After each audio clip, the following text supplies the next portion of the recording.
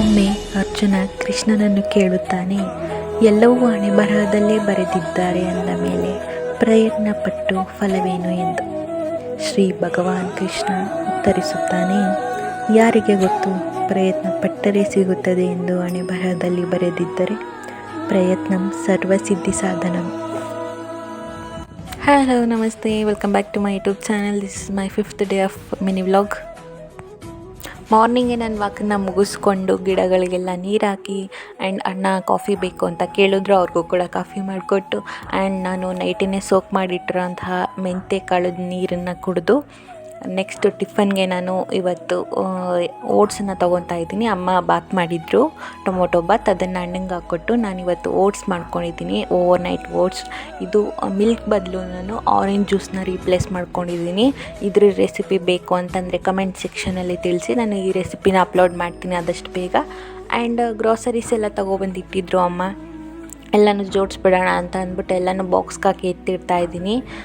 Monthly once ತೊಗೊಬಂದುಬಿಡ್ತೀವಿ, but ಮಿಡಲಲ್ಲಿ ಸ್ವಲ್ಪ ಖಾಲಿ ಆಯಿತು ಅಂತಂದರೆ ಆವಾಗಲೂ ಕೂಡ ಒನ್ಸ್ ತೊಗೊಬಂದು ಇಟ್ಬಿಡ್ತೀವಿ. ಯಾಕೆಂತಂದರೆ ಖಾಲಿ ಆದ ತಕ್ಷಣ ತೊಗೊಬಂದು ಇಟ್ಬಿಟ್ರೆ ಜಾಸ್ತಿ ಕಷ್ಟ ಅಂತಲೂ ಅನಿಸೋದಿಲ್ಲ.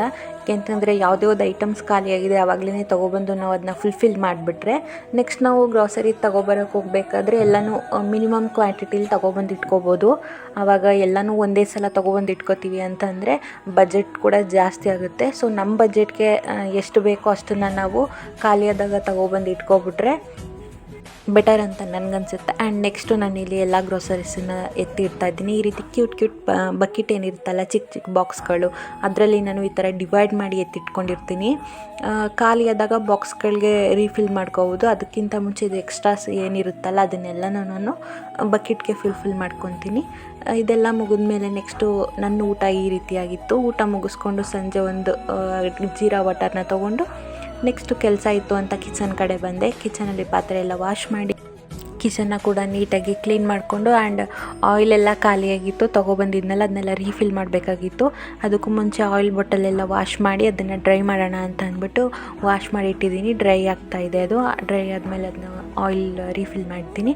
ನೆಕ್ಸ್ಟು ಕಸ ಗುಡಿಸೋದಿತ್ತು ಅಂತ ಕಸ ಕೂಡ ಗುಡಿಸ್ಕೊಂಡು ಎಲ್ಲ ಕೆಲಸ ಮುಗೀತು. ನೆಕ್ಸ್ಟ್ ನೈಟ್ ಊಟಕ್ಕೆ ನಾನು ಚಪಾತಿ ಮತ್ತು ಎಗ್ ಕರಿ ತೊಗೊಂಡಿದ್ದೆ. Thank you for watching.